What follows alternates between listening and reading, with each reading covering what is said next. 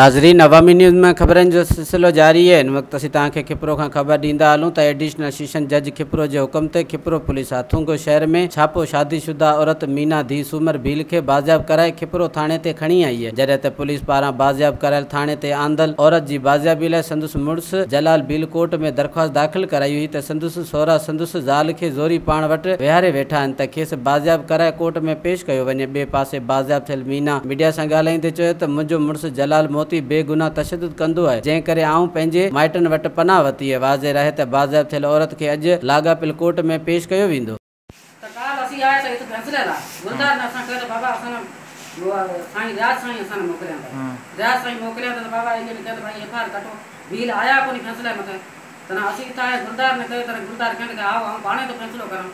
Number रखे छॾिया त भाई असां फोन करे कयूं निकिरी चढ़िया पेश करा चला चए तो मुंहिंजी माई खे कैद करी आहे। कैद कीअं करी आहे? असां त कैद कोन करी आहे। पाण छोकिरी सुबुह जी कोर्ट में बयान ॾींदी बसि। वधीक ख़बरनि ऐं तफ़सील जे लाइ विज़िट कयो असांजी वेबसाइट awamiNewsHD.com ऐं ॾिसंदा रहो अवामी न्यूज़ HD।